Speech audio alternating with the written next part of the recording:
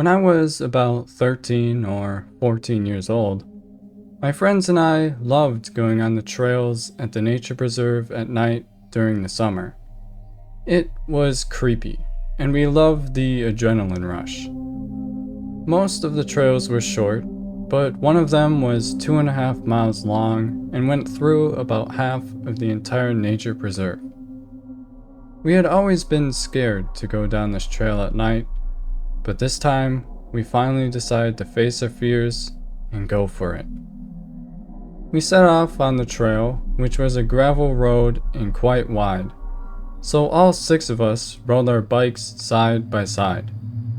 The trail was completely surrounded by woods, and there was no light. To make it extra creepy, we decided not to use any flashlights, which turned out to be a terrible idea, as you'll see later in the story. As we were riding down the trail, we suddenly saw about 8 deer standing still in the middle of the path. For some reason, one of my friends has a fear of deer, and he started panicking and wanted to go back.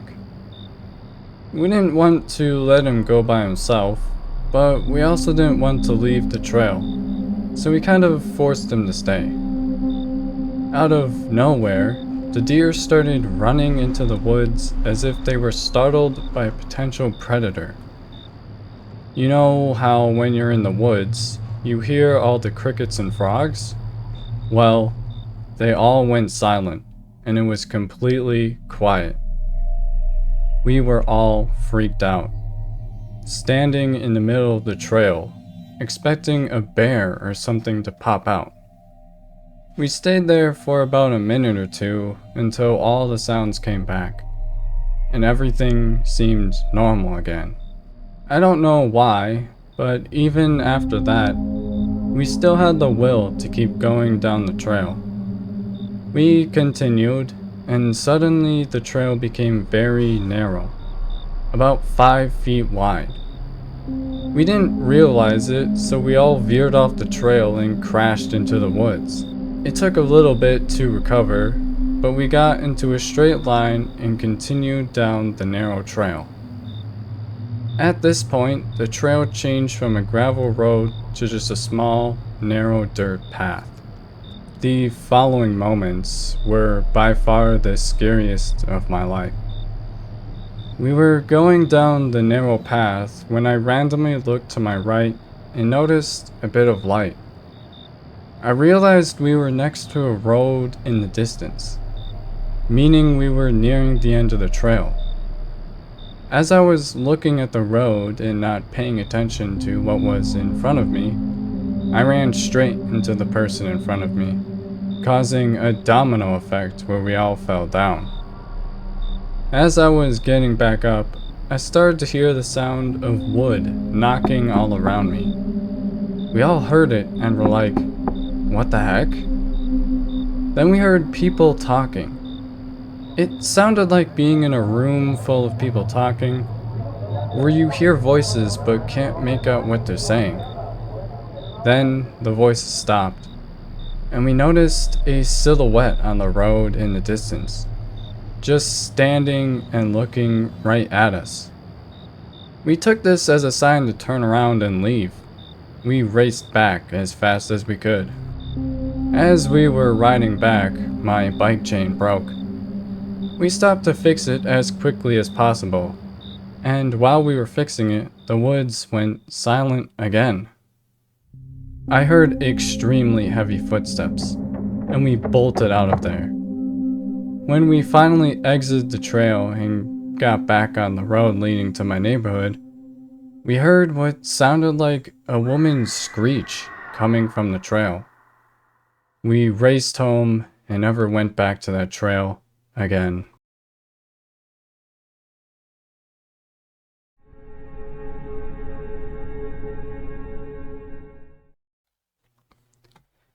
Let me preface this by saying that while this story may not be outright terrifying, it is the strangest series of events I've ever witnessed.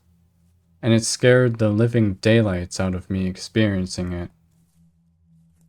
So, one day in summer a few years back, my girlfriend at the time and I were sitting in bed, just scrolling through our phones with no plans for the rest of the day.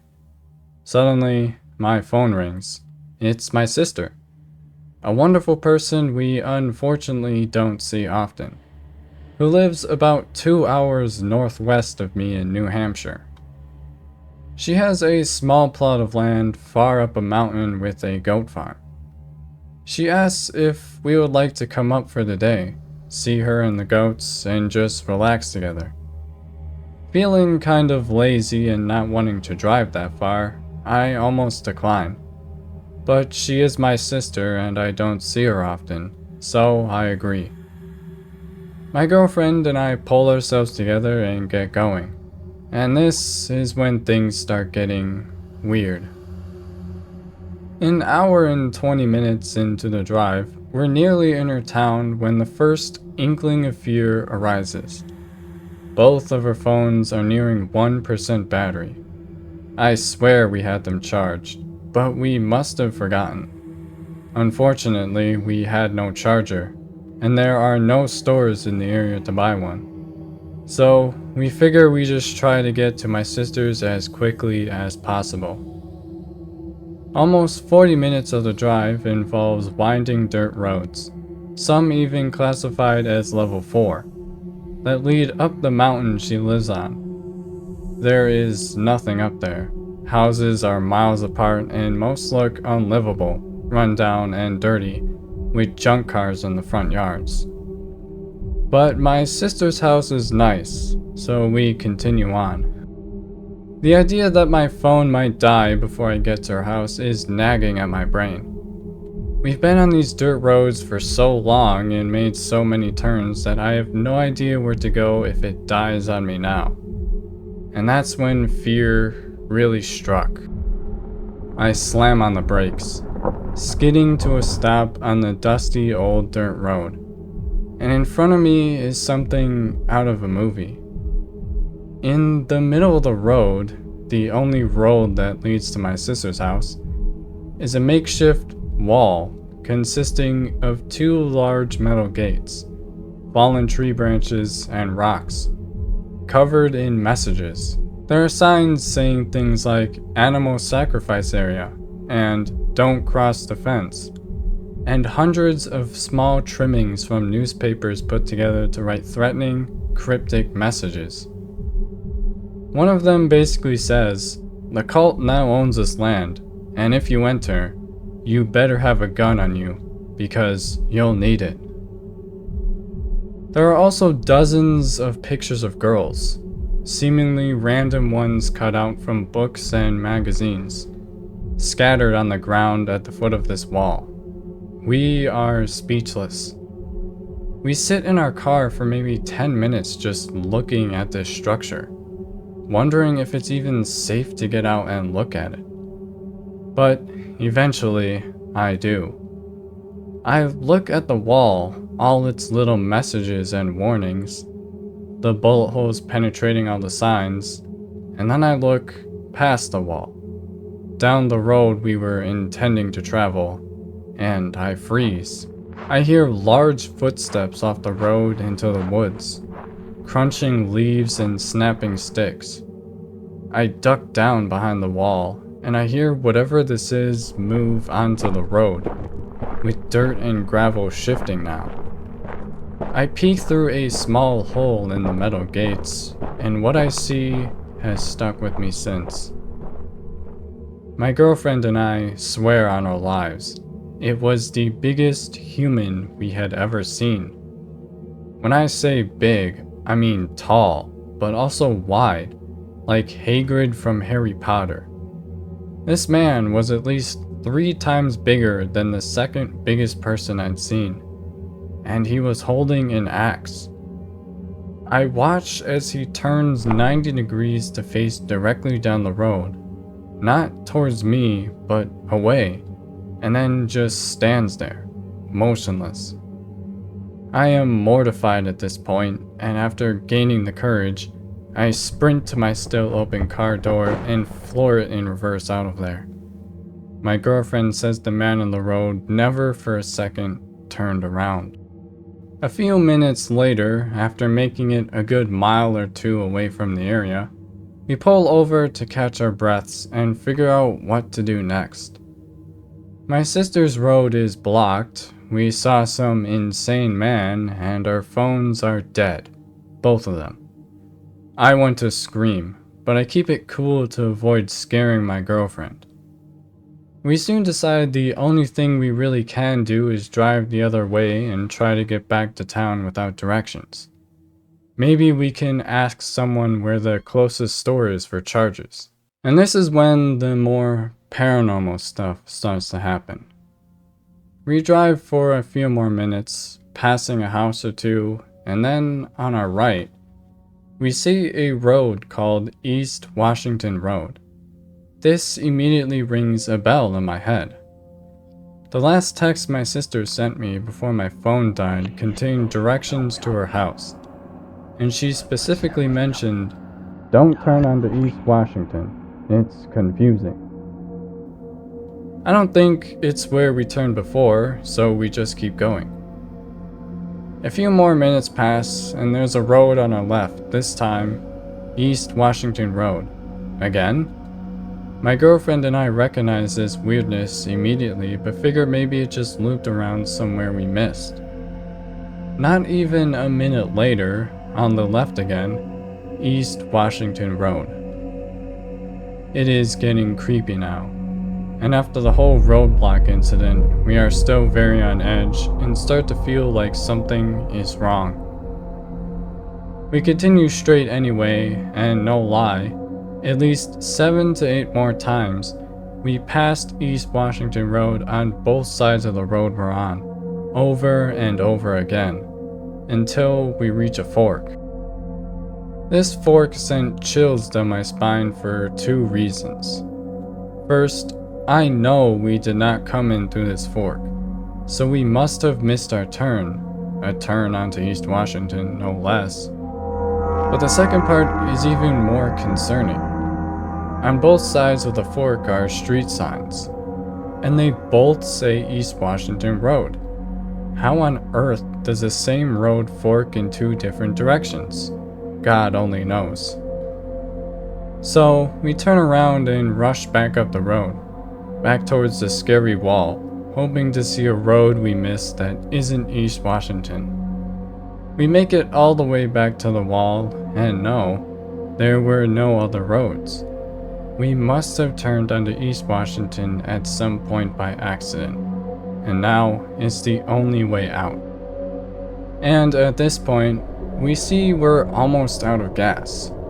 We decide to just go for it, drive down the road, through the fork, and down East Washington as far as it goes, hoping it leads back to a main road off this mountain. We drive these winding roads for almost an hour and 40 minutes. Gas is very, very close to empty, and it happens. We find the main road and immediately follow signs into town.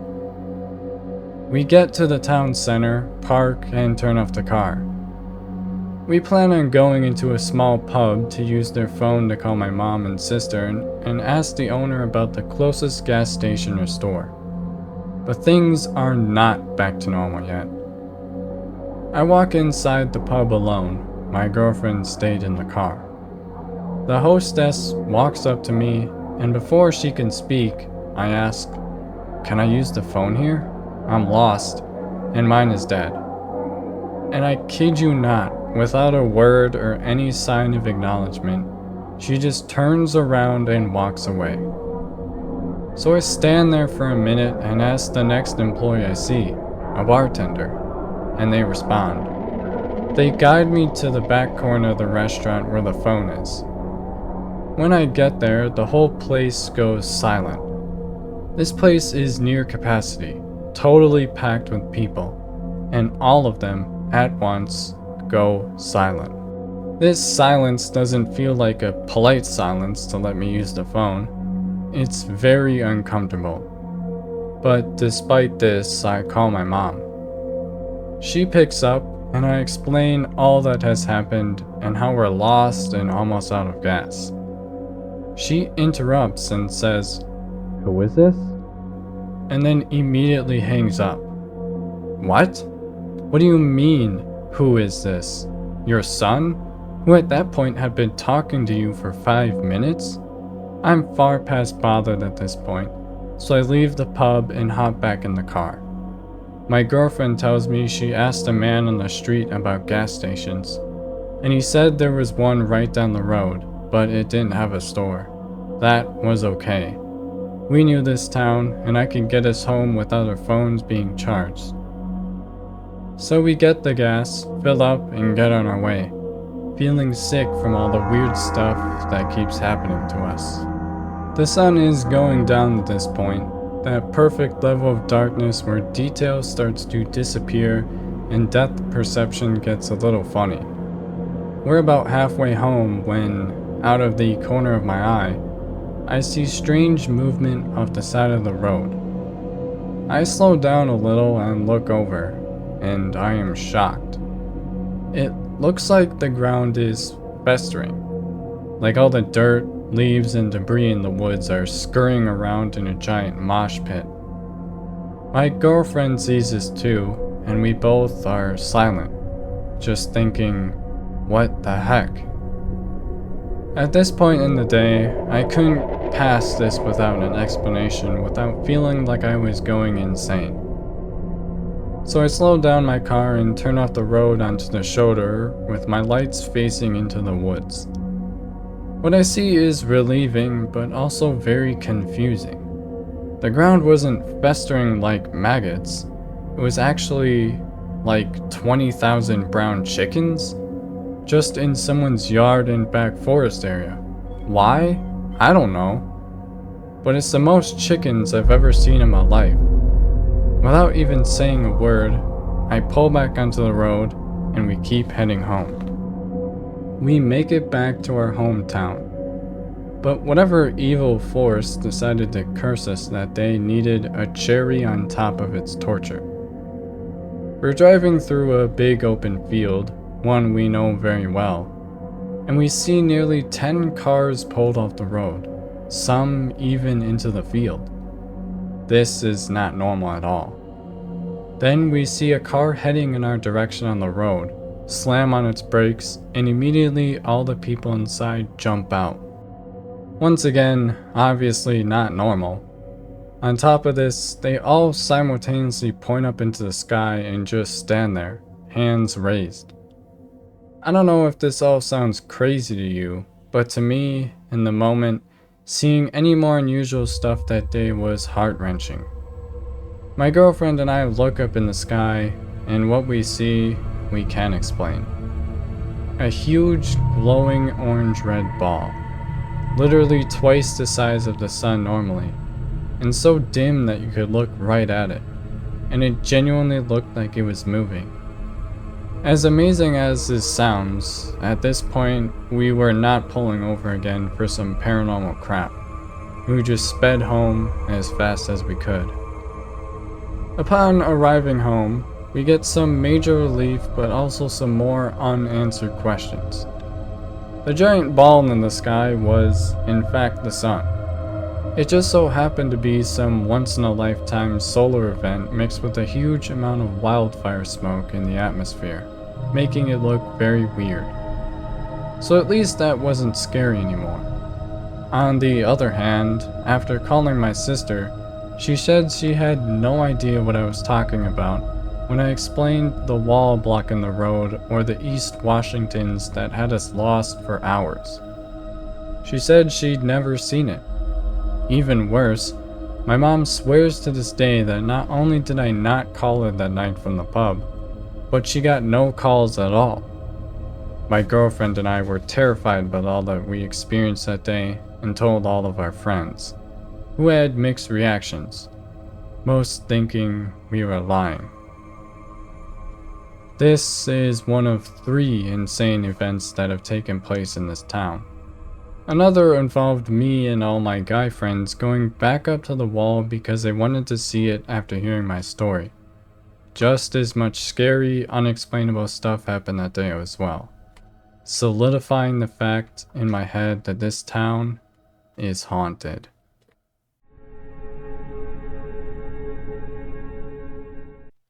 I promise this is a true story. No one seems to believe me, but I can't explain it otherwise. When I was about 11 years old, I went camping in the mountains. The campsite was a small open area deep in the forest, surrounded by trees. It was a family trip that included my sister, parents, grandparents, cousins, and a few friends and their parents. We had 2 tents and 1 RV. My family slept in 1 tent, which had a side connected to the tent where my dog slept, with a toilet tent nearby. My friends and their parents had a tent behind ours, and my grandparents and cousins slept in the RV. There were 12 of us in total, including me. Other than us, there was only 1 other RV, which also had a dog, and another tent with a few rows down. It was a fairly big campsite, so there was a lot of distance between us. My family was closest to the woods, not so close that we could see into it, but close enough that we could see about 5 feet past the tree line.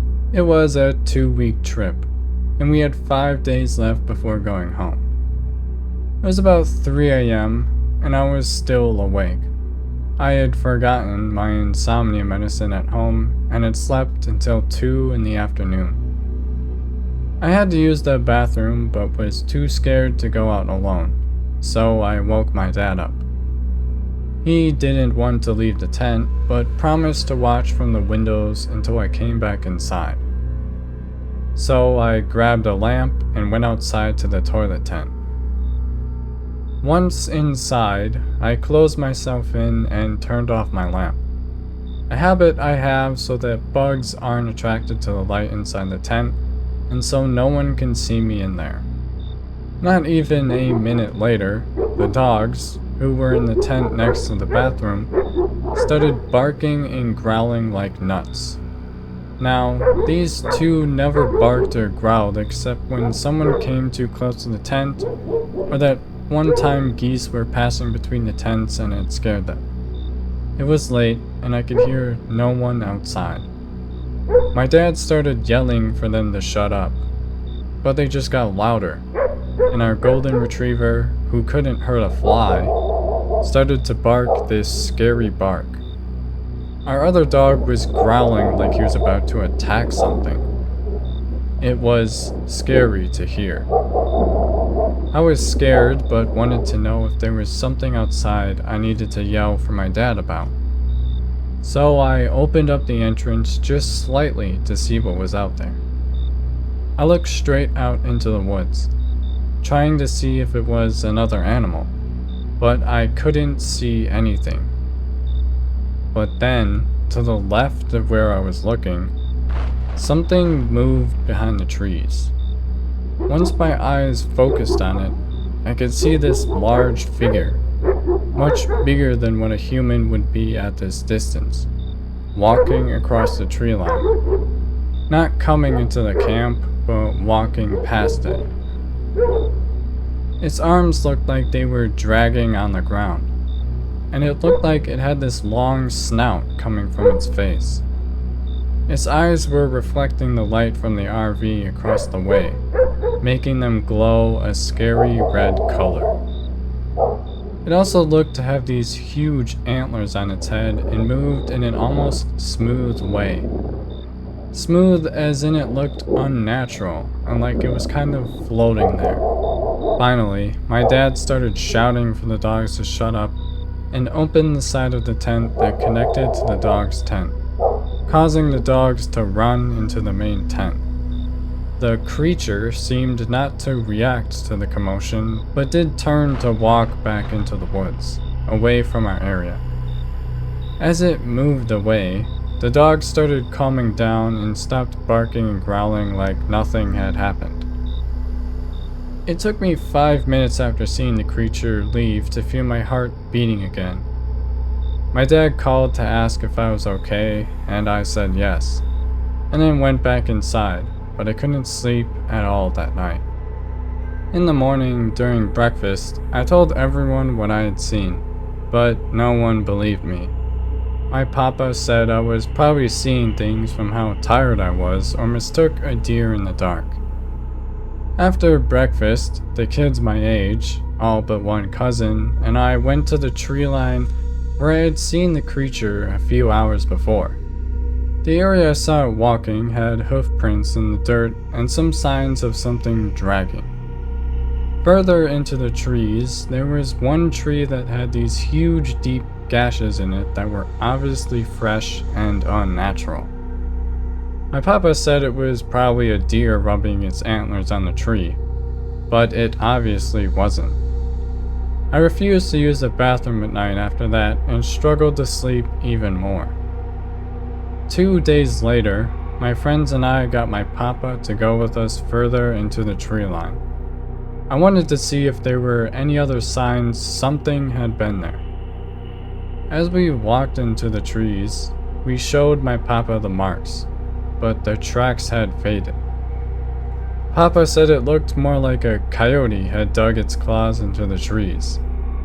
As we walked deeper and it got darker, my papa told us to wait and stay where we were, and he continued forward on his own. After 5 minutes, he came back and said we were going back to camp. After returning, he told us he had found 2 more trees marked the same way as the ones we showed him, and a dead fox. He said the strangest thing was the fox wasn't eaten or anything, but it had been marked like the trees, and a large portion of its side had been ripped off and tossed farther away. He looked disturbed, but said it was probably a coyote who got into a fight and ended up leaving it. That was when I knew what I saw was real.